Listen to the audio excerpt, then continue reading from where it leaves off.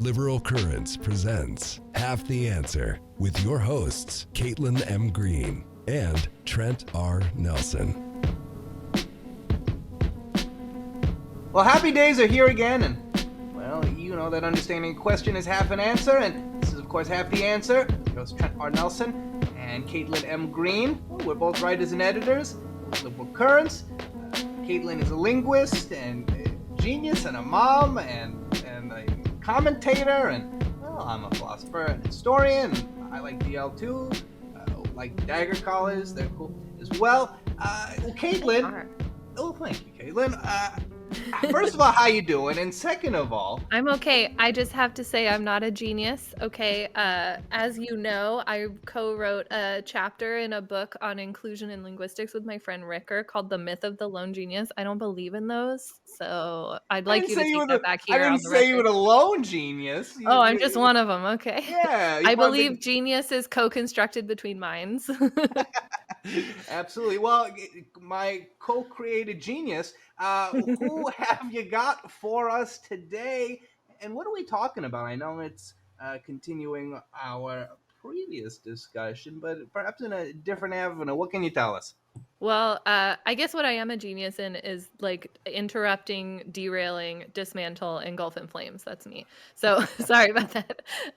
I'm so excited because we have Marisa Kabas, who is a journalist, founded The Handbasket, which is an amazing independent journalism venue where you can read good analysis written by someone who actually cared enough to think for a little bit before starting to type. So Marisa, how are you? I'm doing great. That's a very kind introduction. I would like to confirm that I do think that's something that I engage in thinking. So I'm glad that brought me here. Yeah. It's unfortunately something that puts you apart from other pundits and journalists. And it's a sad fact about the world that we live in. But thinking got outsourced to the climate ruining machine. So I guess this is just where we're at, is like we have Marisa, we have Amanda, and then I don't know, it's a short list. Yeah, there's not too many of us, but a burgeoning community of independent journalists who are trying to right the wrongs of all the wrongs, but it's a slow process. Yeah.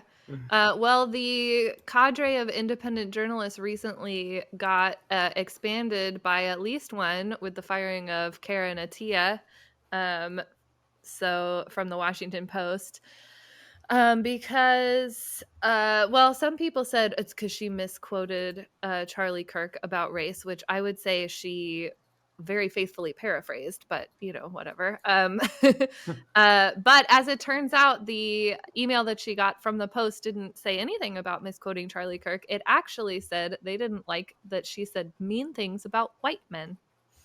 So that's where we're at.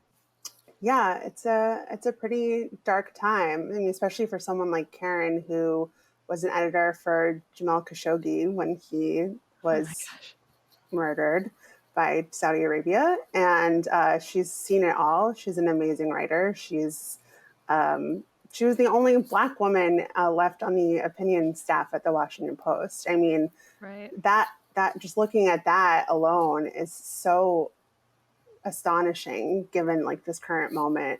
And I know that this is just going to make her voice louder, but it's just really bizarre to watch the decisions being made by our biggest media organizations. That's right. Well, they are, owned in full by, I hesitate to say the regime because it makes me sound like I'm wearing a tinfoil hat, but like a little bit, the regime. Regime adjacent at the very least. Yeah, it's despicable, and we wish her, of course, the best, to be sure. But Marisa, well, we're here to talk about everything that's been going on the last week. Of course, Charlie Kirk was assassinated. That has all been playing out. Some folks on the internet thought that the gentleman who's alleged to have shot Mr. Kirk, that he was a leftist or liberal. Others thought that he was a groyper. But turns out he was just like all of humanity and had mixed ideas and feelings, and seems to have been rather concerned about the hateful language or hate, more broadly, that he thought Charlie Kirk was spewing. There are many who agree that Charlie Kirk was indeed spewing hate. But we need to talk about how the media is responding to all of this, because it isn't necessarily the healthiest, and we've seen a lot of whitewashing of Charlie Kirk's life and his language. And, well, we just don't know how that's supposed to help us maintain a functional society or democracy, Marisa. So you'll forgive us for having you on to ask you some questions about that. Is that all? Maybe. So what have you been seeing from your perspective as it regards that? What have you noticed as it concerns what is now allowed to say and what we're not allowed to say? Apparently there's a whole bunch, and they're all Charlie Kirk's words. Yeah, well, I think that there are a few different things at play here. One is sort of people in the media, journalists, pundits, people on social media, what they perceive as what they think they should be saying right now in this moment. And then the other piece is what Washington, the White House, people in power are trying to say that we should be saying and trying to punish people for. I think in terms of the former, at least in the immediate aftermath of Charlie Kirk's murder, there was this, rush to respectability, I guess you might call it, that people just wanted to so badly seem like they were above these partisan politics that have become part of our everyday life for the last 10 years now, running on 10 years probably. Yeah. And I think what it actually ended up revealing is that a lot of prominent media people find that they have more in common, or had more in common, with Charlie Kirk than they had with the people that they supposedly represent in their writing, or the people who they're supposedly speaking to. And so nowhere do we see that more clearly than with Ezra Klein, opinion columnist and podcaster at the New York Times. He's highly influential. Millions of people listen to his podcasts. Not entirely sure why, but that's another story. But he came out with a column, I believe it was the day after Charlie Kirk was murdered. Yeah, it was so quick. Speaking of thinking before you type, come on, buddy, that was so fast. Right. We didn't know anything. I was, as someone who was just watching this whole thing unfold, as soon as I saw it happen, I knew something's about to go down, something's about to shift. Couldn't have predicted what it would be. But just watching it hour by hour morph was so bizarre. And then for him to come out with that, I was still so struck by how we knew so little at that point. We knew there was no suspect, there was no motive, there was no witness to what happened. It was just like a complete blank space. And I think there are a lot of people who feel like they just have to fill it, even in the absence of information. And I think that's such a dangerous thing to do. Saying nothing is free.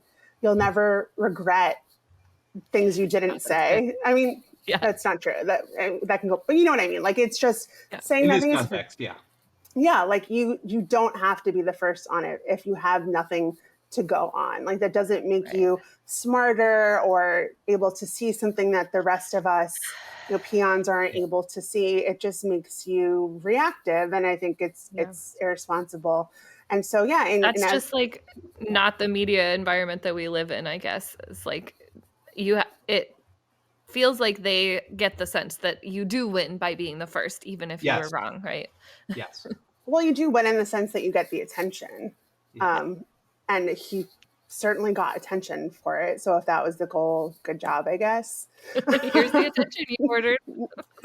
But it was just such a extremely ahistoric piece of writing. I mean, it just didn't address at all what Charlie Kirk was actually about in his life. And it just showed that Ezra Klein felt this sort of kinship with this person.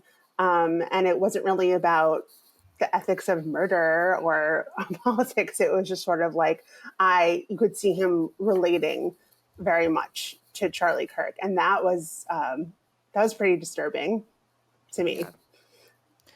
And so I actually emailed him about it, and yeah, not that he knows me from a hole in the wall, but I said to him basically like, you've had a platform a lot longer than I have, but now I have one, albeit a lot smaller than yours, but I would never use it to be so reckless and to be so misleading about what I think this moment is currently shaping up to be about. And again, I don't know what this moment is about because none of us do.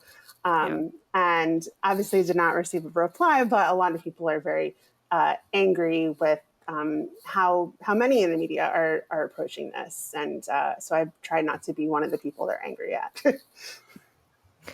Good job. So far, well, I think you do make some people angry, but I think it's the right people. So yeah, I don't mind so much. Hopefully you're, staying safe and everything. Yeah, so the opinion article was called Charlie Kirk was practicing politics the right way. And like that immediately felt like rage bait, honestly. So again, to me, it does feel like attention was the number one goal here. Another indication that might be the case to me is that I think he considers Charlie Kirk more of a colleague than he considers somebody like you, even though you two do the same job and Charlie Kirk does not, I think that says something, honestly, where, he just felt like, this is my colleague, Charlie Kirk. I would never want to live in the kind of life where someone might confuse me and Charlie Kirk for colleagues, but that's just me. I felt pretty concerned about the timeline that he created there. He started out by saying something about escalating political violence, right? And he, as most people did, I think in this case, kind of only focused on political violence by individuals against either a kind of political figure or a politician, where political violence is broader than that. The National Guard sweeping into cities and terrorizing people is also political violence. It's just that it's from the state, so it doesn't count, right? Or a woman bleeding out in a parking lot because she can't get an abortion is political violence. That's political violence. Right. So I think that it is absolutely a failure of scope there to specifically list the things that he lists. And he started with 2020 with Gretchen Whitmer. That's where the timeline begins for him, which to me is pretty stunning because political violence did exist before 2020. The world didn't start in 2020. Yeah. Insane. It seems very arbitrary. Why start there? Why start there? And so it's 2020, Gretchen Whitmer's kidnapping, foiled by the FBI. Hooray. 2021, a mob stormed the Capitol. We remember, we watched the thing. Also, who was in the mob, Ezra? Who was in just a mob? Yeah. And who plotted to kidnap Whitmer?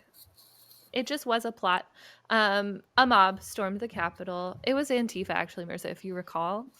Right, right. Mostly Antifa people, and then a couple of Republican dupes that were there by accident. So, more Antifa super soldiers. And please ignore that. Actually, Charlie Kirk got some grant money to bust some people in there, but whatever. It's neither here nor there. Right. Okay, so we got that one. We got 2022, a man broke into Nancy Pelosi's home intending to kidnap the then Speaker of the House. 2024, Donald Trump was nearly assassinated. And then Brian Thompson from United Healthcare. Then we get 2025, Josh Shapiro, the arson. So again, Molotov cocktails were thrown into the home of Governor Josh Shapiro. By whom, we don't know. Melissa Hortman and her husband were murdered, and John Hoffman and his wife were injured. And then now Kirk. So that's the full list of political violence that he feels should represent the trajectory that we've been on. I was a little kid in Oklahoma in 1995. I have some feelings. Seriously. I was and I was a preteen in Arizona in 2000 when somebody got shot for having a turban on. Like, I'm aware that political violence existed before 2020. I don't know, what's the picture that he's trying to draw here?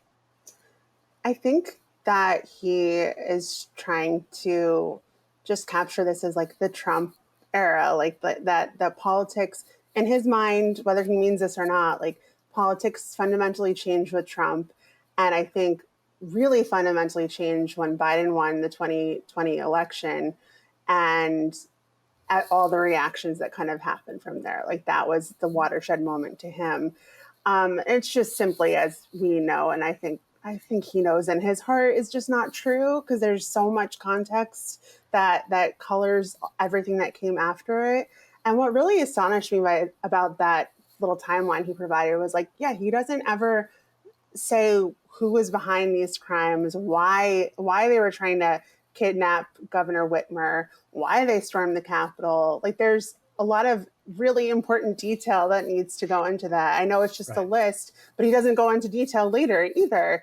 And it's like, and when you look at it, it's like adding the Brian Thompson United Healthcare murder in there seems weird. That seems like a different category. He wasn't an elected official.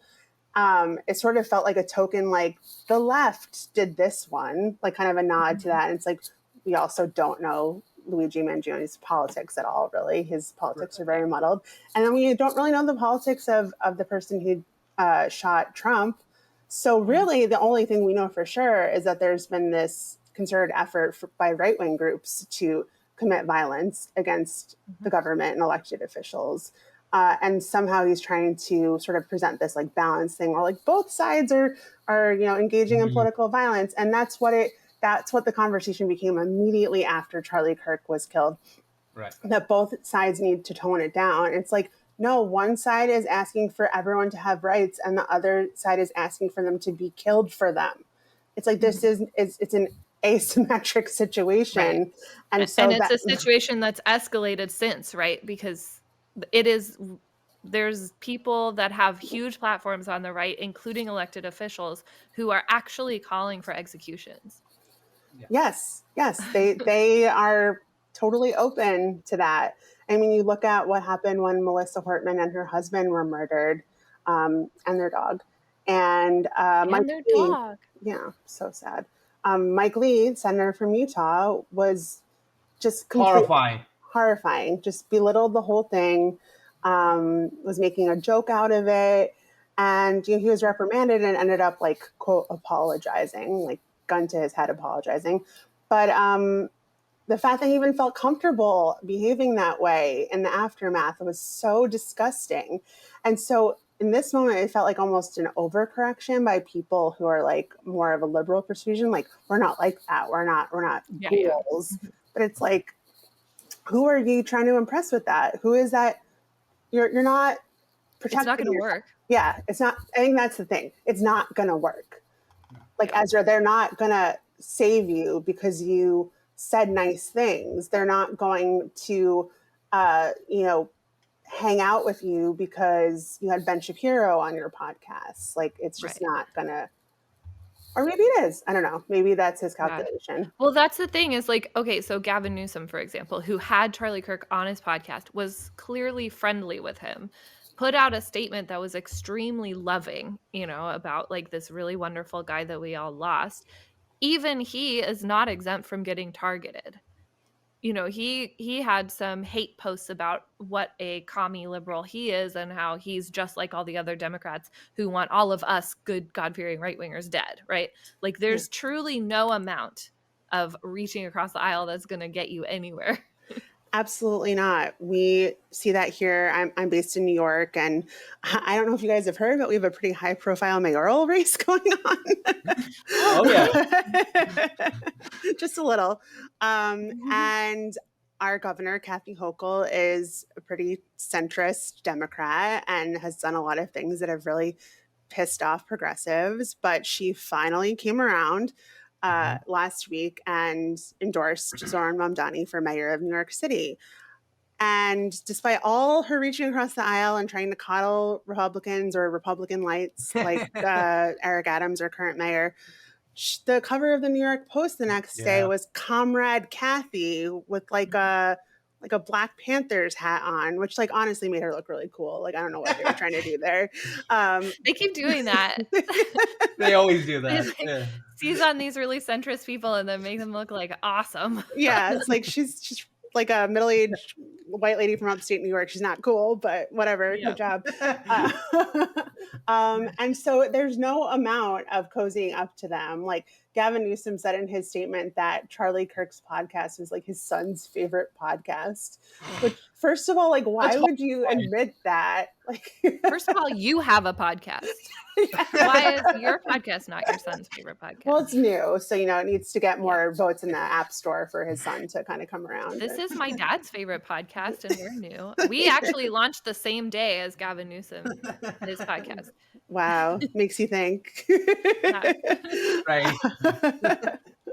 But no, I mean, Gavin Newsom tries to cozy up to Republicans, and he's incredibly wealthy. So again, he has a lot more in common with many of them than he does with, say, a homeless person in Los Angeles. And he shows that every day. He goes after those groups of people way more than affluent people who are committing wage theft and, committing crimes on a larger, industrial scale. And just like state violence against the people is not really political violence. Wage theft is not really theft. It's just like good business. That's capitalism, babe. Yeah. Got to keep it in California. Got to keep the industry alive. And like, I can't imagine being governor. It seems like a very, very difficult job. But I don't think that, especially the governor of like an enormous liberal state, largely liberal state, that trying to be friends with fascists is going to get you what you want. Yeah. No, I agree, Marisa. But what if we just try a little harder? Do you think? No, I mean, listen, being governor seems difficult, but I also don't think that you have to have a podcast as governor. I don't think that's one of his duties, and I don't think that speaking with the worst people that you can find is a part of that either. And so I definitely think it would be wiser to focus on like governing California. Maybe? Who knows? Take advice from your enemies. It's a really good move. They just want to see you succeed. What about a senator? Can a senator have a podcast? Apparently Ted Cruz has one.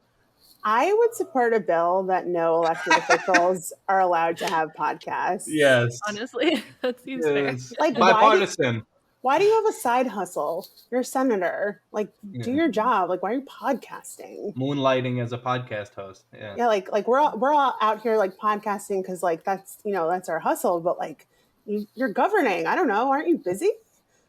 It just seems like you shouldn't be allowed. It seems like kind of like improper like promotion for you and your politics and your campaign. Do they have sponsors? Like, is their podcast brought to you by BetterHelp or like? No, Ted Cruz doesn't believe in therapy. Oh, right. Well, it's BetterHelp. It's not really therapy, so.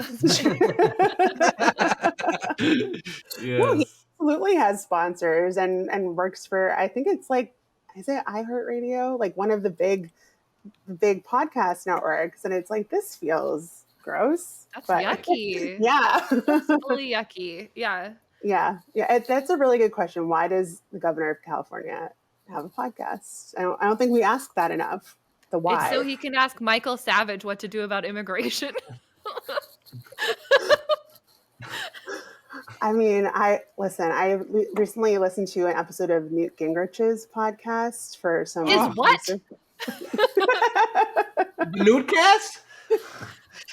It's called like, oh my God, what? I can't even remember. It was like either Newt's World or Newt's Corner. Yeah. You're going to make me cry on my podcast. The world according to Newt. Like, oh my God. I posted on Blue Sky about listening to it, and people were like, "Wow, this is how I found out Newt Gingrich is still alive." Like, Exactly. I was going to say that. Is he really? Maybe he's not. Maybe he's just an AI ghost, but It's the it's ghost of Newt's Newt world. Gingrich. It's called Newt's world. Oh. Like Elmo's world. yeah, but Is Newt, his background also crayon drawings? he's just so it was a bizarre experience, and again, it's just for research and not pleasure. But What? yeah, but like Newt Gingrich, listen, he can have podcasts. He's retired. He's old. He's whatever. That's right. Let him talk into a little microphone. Let him play. Yeah, and let him talk to his friends. But yeah, current elected officials should stick to their jobs. All right. Do you want to do any more yelling at Ezra Klein? What about when he talked political de-escalation with Ben Shapiro? So I don't know if this makes it better or worse, but he recorded that before Charlie Kirk was killed. Really? Yeah. So this was already in the works. So part of me is like, it's almost worse because it's horrendous no matter how you slice it. So he had it, and then he released it after. Yeah, and I don't know if that was just how it was timed. Like that's how it was meant to be. But it wasn't even like he was capitalizing on this moment and like kind of piggybacking off of his op-ed. He was just already thinking about how Ben Shapiro could help de-escalate things. Right. Like he just wanted to chat with Ben Shapiro, like out of pure curiosity. And apparently this is the third time. It's hard to imagine someone that I would want to chat to less, honestly. Honestly, yeah. And this is the third time he's been on Ezra's podcast, apparently. And so how many times have you been on Ezra's podcast? That's a great question. 0 at this point. 0. Well, then we got another thing on Ezra's podcast here at Half the Answer. But that's We've the got thing, a better right? Like, background. We've got. But he would never invite. I mean, listen, my platform is smaller, like whatever. But someone who has a larger audience on the left, he would never invite them onto his show. And if he did, he would like. I mean, it's not. I don't know if it's the same, but like he had Ta-Nehisi Coates on in the fall when Coates was promoting his latest book about. Part of it is about Israel and Palestine and Gaza. Yeah, and. It was, I'm not a regular listener to Klein's podcast, but I wanted to listen to that one because I wanted to hear what Coates had to say. Because there was so much, so many feelings about his book before it even came out, before anyone even read it. There were so many accusations. And I've never heard an interviewer so pained by a conversation. Like it was so excruciating for Klein to give an inch to Coates, even though he's an incredibly intelligent person who is just as, his opinion means just as much as Ezra Klein's, and he was just, I don't know, it sounded like a really painful conversation, and I can't imagine him being like that with Ben Shapiro, being like, but Ben, oh God, is that what you really mean? Yeah, and it's like, no, he kind of was combative, and I feel like saw him as sort of an adversary. Whereas I don't think people to the right get that same treatment. And sucks. See, we avoid that problem by simply not inviting anybody from the right on this podcast. Yeah, but if you don't talk to them, then, I can read what they wrote. Oh. It's available. I can listen to them chatting it up with Ezra Klein. Someone was like, what, if you don't talk to these people, what do you suggest? Firing squads? And I was like, what? It's one or the other. You can either sit down and platform their views, or you can do murder. What's the plan? It's like, I think I'm being a lot more measured than you are, Buffalo Bill. Like, what's going on here? Always got firing squads on the mind. Yeah. Right. Yeah. It's like, not platforming someone is not the same as deplatforming or silencing them. It's or ending their life. For sure. Yeah. Or putting them on trial or whatever, It's a slippery slope. It's like, no, the slope's pretty, I got hiking boots on. I think we'll be okay. Yeah, there's a lot of traction here, Yeah, actually. yeah. We can just go to the level that we like and stay there. Totally. Well, that was something that like Michael Hobbs always used to say about cancel culture. He probably still says it, but that like it's not that the right doesn't like it when someone who says something awful goes away. It's that they want to say that it's not okay, but like it's just that they think it's happening to the wrong people. Right. And so like we've seen that this week, you know, there's been these just incredible like lists, like long databases of people who have been insufficiently upset about losing this great man, that like they're just like compiling them and like putting their employers' phone numbers in these public databases. um and like I found a bunch of these that have like a person's full name, their photo, the name of the usually a school where they work. It's a lot of teachers, and they're like, oh my gosh, this proves the sort of like woke indoctrination and like the woke takeover of our schools. And it's like, hey, so who did Charlie Kirk specifically target? Like, who is most likely to be aware of what he was doing? is Right. like is educators, because he had the professor watch list. He had like, you know, he was a regular attacker of educators, so of course they knew who he was. Anyway, but yeah, there's like Ryan Fournier says, I'm having too much fun getting people fired from their jobs. American AF, a non-patriot, says, I just got a liberal fired. Like, and they're just getting all these accolades and things. And there's all these statements from like Clemson College and the Joe Burrow Foundation and like all these different companies that are Office Max. Like, we are really disappointed in this employee. Please rest assured, like they're no longer employed here. I mean, Like, that's how I found out Office Max still exists. Like, yeah, there you go. Newt Gingrich confirmed, still alive. Office Max confirmed.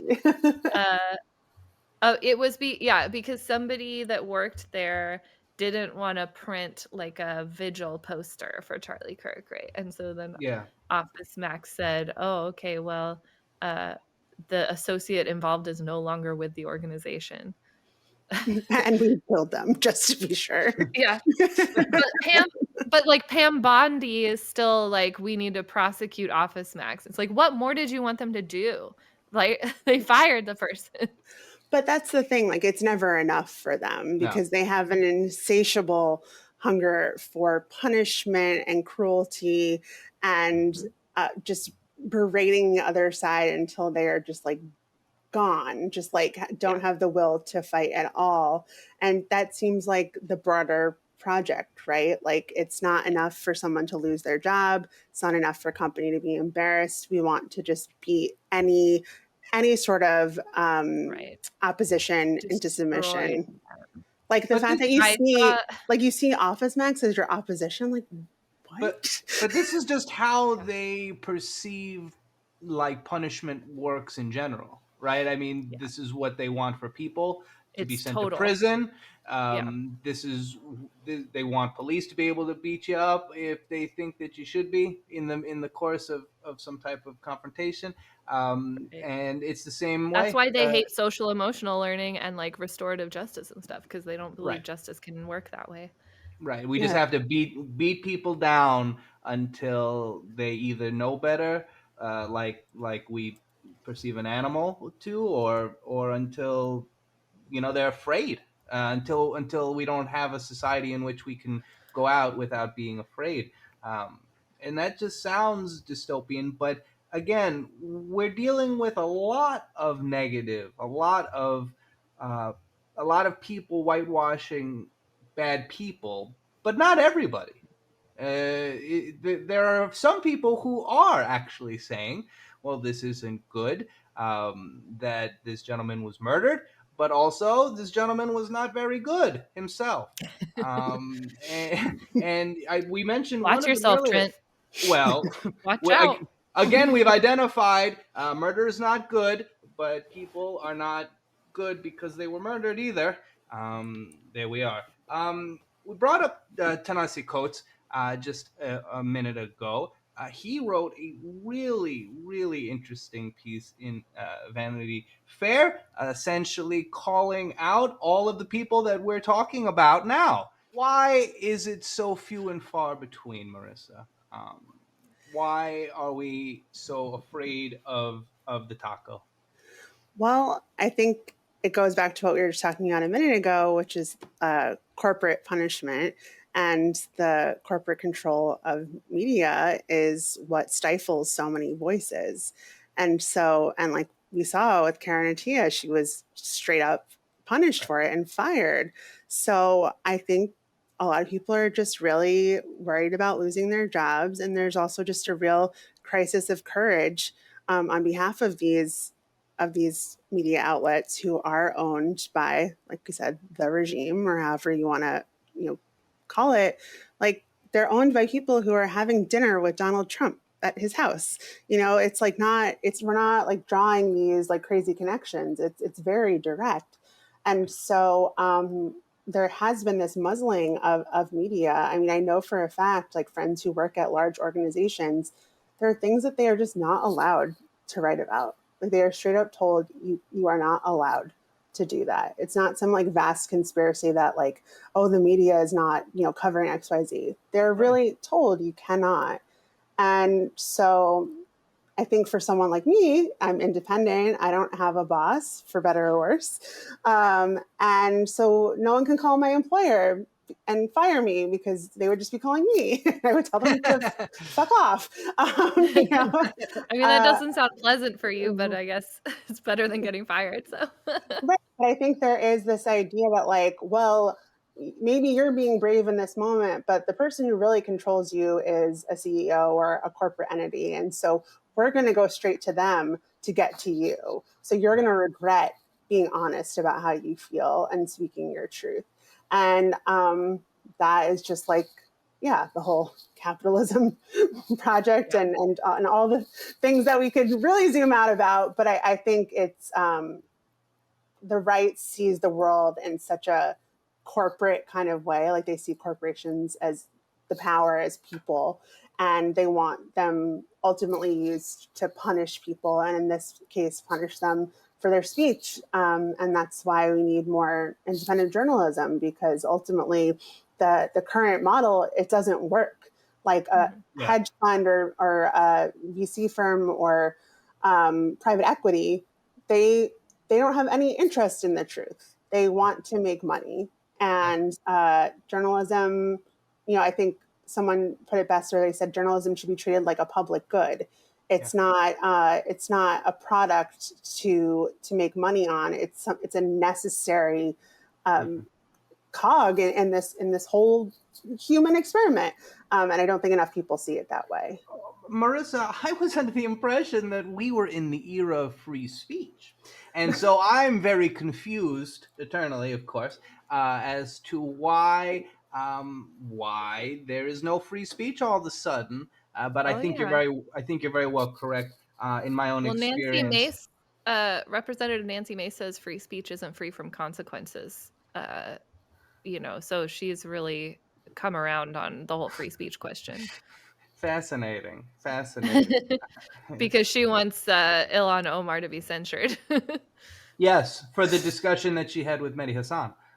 Oh man, did you see? Okay, so I looked at that, and like the whole right-wing online like ecosystem were just like, look at them grinning like ghouls, and I like watched the whole thing, and nobody smiled the whole time. Like, that's what I like. What are we doing? Well, it's like you feel crazy for even like looking for the smiles, right? Like, you're like watching this and it's like, what are they saying? And then you realize they're so full of shit about everything. Right. And then it's like, of course it wasn't at all how they characterized it to be. But I think this whole, I don't know, free speech means whatever they want it to mean in any particular moment. Yeah. And that's why, I mean, like, I broadly believe in the idea of free speech, but I don't use it as a weapon. And I think that's the difference. Yeah, absolutely. Hey, a shout out to the first book that we ever spoke to the author on our podcast on our first episode. In here, he talks about First Amendment hardball, which is this practice of like selectively enforcing the concept of free speech and using it as a weapon to stop other people from getting to say what they want to say, and you get to say whatever you want to say. And in fact, he does mention Turning Point USA because, of course, a book about campus misinformation has to have Turning Point USA stuff in it. I mean, even the fact that Charlie Kirk was killed on a college campus is sort of crazy. It's like that was his home. Like college campuses were where he worked and thrived, and where you're supposed to have free speech, and yet he was exercising his free speech, but he was going around saying that not everyone should be allowed to, and I just don't understand how people don't see the irony in that. Yeah. Oh yeah, and like, at the point that's made in that book that, we have made before, I think it's like not a new idea, but that if an event happens on your campus that has, represents abhorrent views, and you organize a protest to express your views about those views, that is you exercising your free speech. And so prohibiting those kinds of demonstrations, that's the violation of free speech, right? But that is not how they operate. They want to stop the counter protests, and in that way repress free speech, right? What about civility? I heard that Charlie Kirk argued with civility, and so that's why we should admire him. A little moment for our friend Sally Jenkins, who did block me on Blue Sky. RIP to our relationship. We were going to be friends, I think.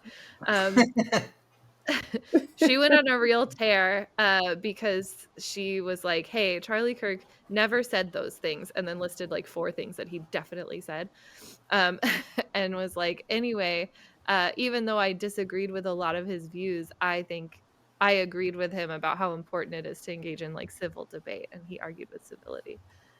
And that's what we got a lot, right? We got a lot of like, well, I didn't necessarily agree with all his views, but at least he loved to foster debate, and he cared about reasoning, and he cared about civility.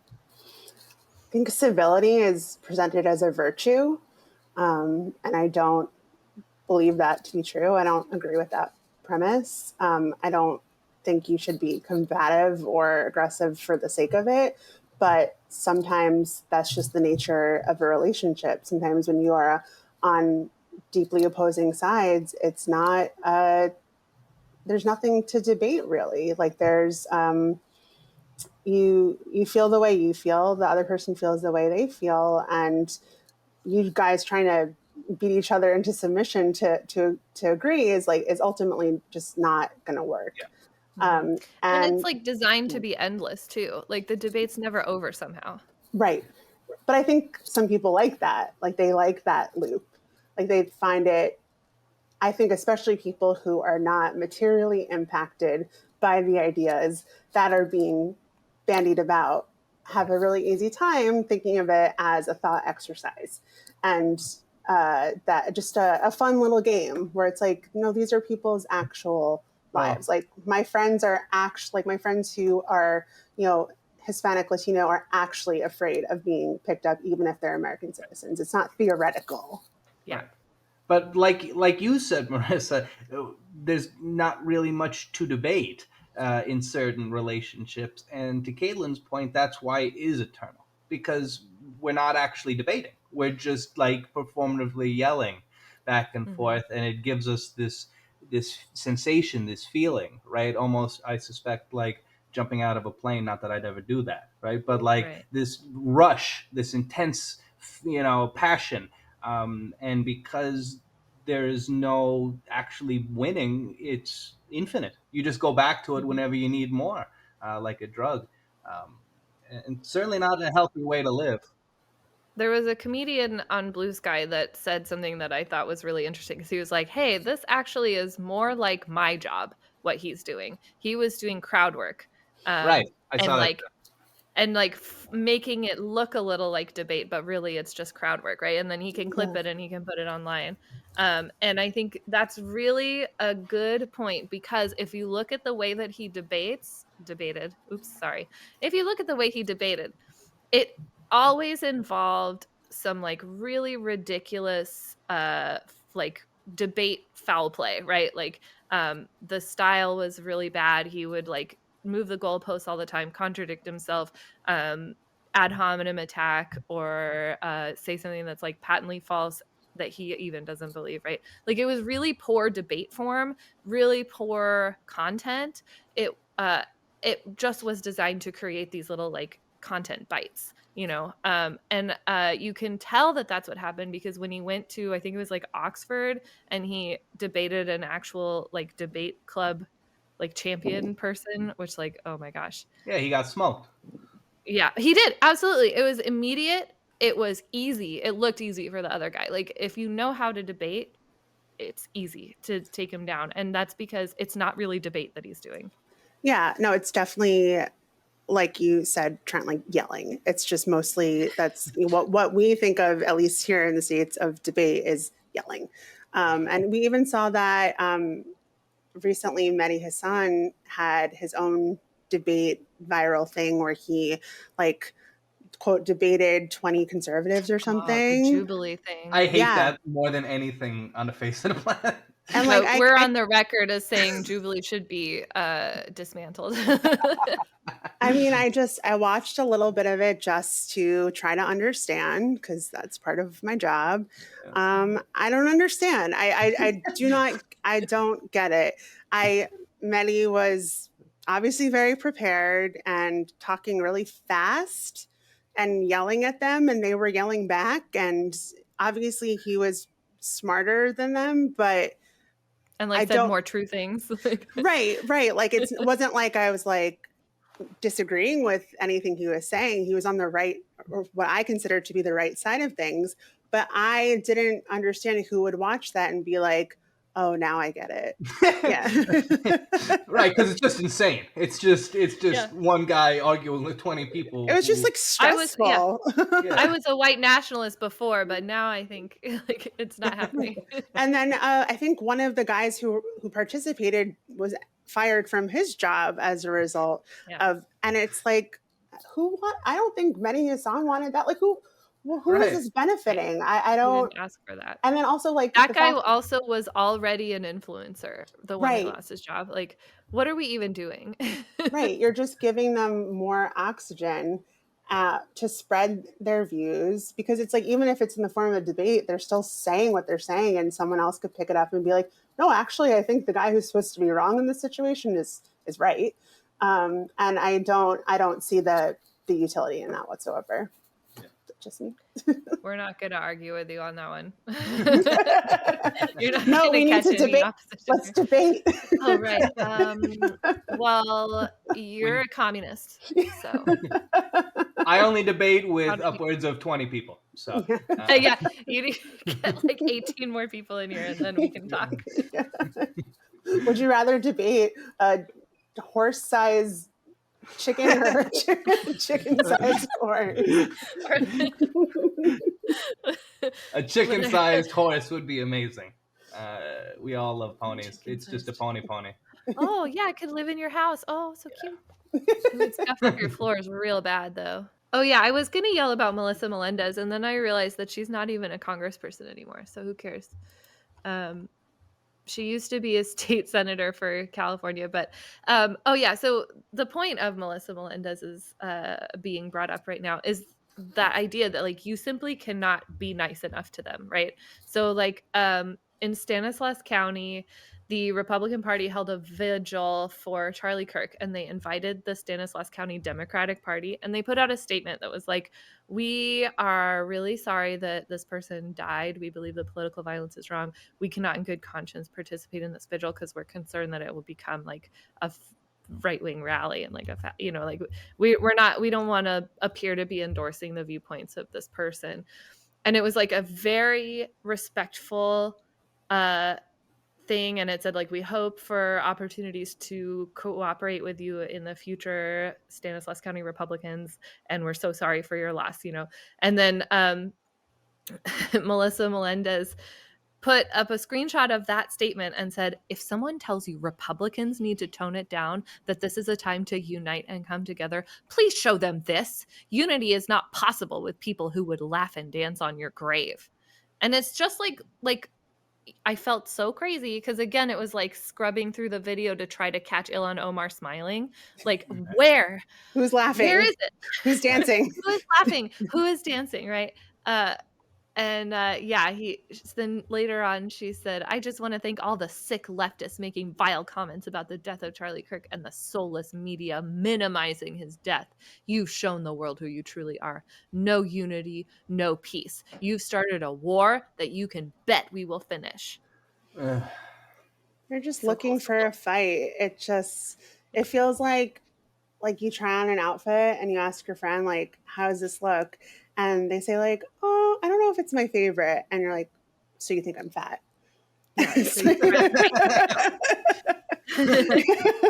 well, this is a war that you will not win. It's just like so irrational. Again, when we spoke with Lindsay Cormack not too long ago, a couple episodes back, BC Inbox, we spoke about the types of language that Democrats utilize, the type of language that Republicans utilize, and she does really great work going through all that, having that in the database, and again, really going through it with a fine-tooth comb.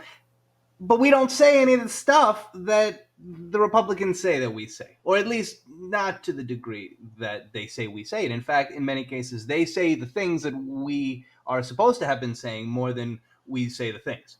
Mm-hmm. And I think that this is just a similar example. They have a certain hold on the narrative, not only as to what they're talking about, but also as to like what we're talking about. And I'm not sure how we get out of that, at least in the immediate sense. I think it's maybe a long-term goal. What do you think, Marisa? Well, I think part of the problem, and I've been thinking about this a lot the last week, is that people on our side, however you want to define our side, people who are not on the right, some of them still buy into the premise. They accept the terms of how the conversation is being framed by the right. And they think, back to kind of what we've been talking about all along, is like they think if they play along, then they'll be seen as like the good, reasonable ones from our side. And as we've seen, that doesn't work. And so I think the only way we reject that and change it is that if everyone says, no, you're not going to frame the conversation. Like, you have to point out reality. Like, this is not what's happening. Launching this holy war against the left right now, based on what? What did we do? We're not in this chat. Like, what? It's I mean, it's just, we're all kind of sitting here just like eating our food, and while they're like having a brawl. And so, but I think many people on the left or whatever, liberals, like, think, well, they're grieving and they have some points were made, and we need to just respect that they're having this conversation. And it's like, no, we don't. It's a fundamentally dishonest conversation. And so until we all kind of come together and say that, and not just like, a few of us, it's really hard to fight back against the right-wing narratives. Yeah. And it's about repetition and numbers, right? So like, that's something that Lindsay brought up, which was that, the right can repeat the Marxists, and like, oh, they, they're dancing on his grave. Like they get a little phrase and then they repeat it enough times, it feels true. Right. And like, yeah, we're not as good at that. We just aren't. Like, it's hard to do. Message discipline. Yeah, right. Exactly. And then like, yeah, we're getting all this advice from like the consultant class that's like, well, the best way to do message discipline is just to say what the Republicans are saying. Crisis at the border, trans sports fairness, like, let's just say what they're saying, but we'll be the reasonable ones about it. Right. And then people will trust us and keep voting for our party, which doesn't happen. They still don't vote for you. Like, what are you? I mean, for me, like, as a person from the Southwest, if I hear you talking about like the crisis at the border of like too many immigrants, I already know not to take you seriously, because like we are not experiencing that. So well, and then just today, I mean, the Searchlight Institute You know, Oh like my let's not God. Yeah, talk. we got a new think tank. Yay! Happy birthday. Yeah, new think tank just dropped, and now we can't talk about how the Earth is dying because of us, or about LGBTQAI people. Well, We because can't. talking about climate change bums people out, and so let's just stop, right? Like, we don't want to bum people out. They're not going to elect us. Yeah, and LGBTQ people are just, they'll all figure it out, right? They're not cool anymore. Yeah, We can't. Yeah. I mean, what a load of shit. Rainbows are out. Dude. Sometimes I try to. There's certain situations where I try to be more professional, whatever that means. But I mean, what are you doing? There's but then no also they're around. getting all this money. They're getting millions and millions of dollars. Right. Right. Yeah, never let it be said that there's not money available. It's just that it's being spent on that. Right. We could be funding all the things that on our wish list, but the people with the money don't want to fund those things. But Marisa, because they want to be told they should keep doing what they're doing, right? Like the Democrats that are paying these consultants are paying them to say, "Good job, keep going." Yeah, it's like that meme, like, oh, I'm at the centrist rally and everyone's chanting, better things aren't possible. You don't need to be doing better, sweetie. There's nothing you need to do that would be better than just keeping on the way you're going. But again, Marisa, the Democrats' problem seems, as you just noted, right? Agreeing with the narrative that the Republicans have set to some degree. And you see that in groups like the Third Way and Searchlight Institute, right? Like, instead of focusing on how we could combine in positive ways that actually brings the folks that we have together, it's like, oh, these words suck and we shouldn't be using these words. And the Republicans 50 told woke us, words. right? I mean, what the fuck? And the groups, they always the groups, right? The groups are the problem. The groups. It's like, you're a group. Like, what do you think a think tank is? Yeah, but they're not an identity group, so they're okay. No, you have an identity. It just sucks. Yeah. Oh, you took my joke. Yeah, their identity is annoying. Absolutely. Well, I teed it up for you, and so it was just a race. Yeah. At that point. You got there first. I'm sorry. Oh yeah, as my 3-year-old likes to say, sorry, too fast. It's a good line. It's really good. She says it when she runs away. It's really cute. Yeah, no, I think that there are people who think we can live in like a post-ideological society. I don't know. Even finish the sentence. What world are you living in? I mean, what animates the right more than their ideology and who they are in this world and how they're perceived. It's like how a superhero movie with all men is a superhero movie, and a superhero movie with a woman in it is political. Right. And like that's where we're at. Still, like we haven't moved on somehow. Yeah. I mean, the fact that we still have things like the first woman to do XYZ, like the first Black man to win this award. It's like we have a long way to go. Right. So we just had the Emmys, right? And so it was, the first, what's his name? Tremel. From Severance. Yeah. Yeah. He was the first Black man. Yeah. He was the first Black man to win Best Supporting Actor in a Drama. Is that right? Which, like, there's been so many amazing shows that have had Black supporting actors. Like, why is this the first one in 2025, right? But we also get to live in like the bizarro universe where we are still experiencing the first Black man to win Best Supporting Actor and the last Black woman on the opinion staff at the Washington Post. So isn't that fun? Totally. Yeah, like you can't having both at the same time is like a pretty bizarre place to be. It's like kind of like a sliding doors situation, like, going up escalator and down escalator at the same time. Yeah. I'm going to cut my hair really short now because I think I'd rather live in that one. Will that hop me over to the other sliding doors reality if I do a Gwyneth Paltrow pixie cut?